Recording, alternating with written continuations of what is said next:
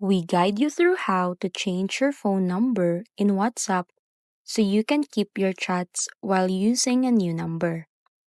First thing you need to do is open WhatsApp on your phone and go to settings by tapping the three dots, Android or the gear icon if iPhone.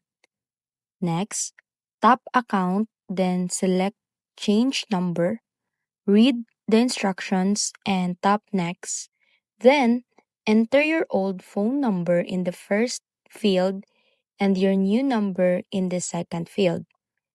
Tap next again, and WhatsApp will verify your new number by sending a code via SMS.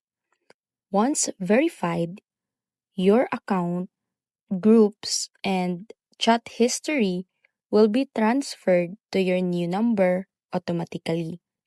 This method ensures a smooth transition without losing important messages or contacts.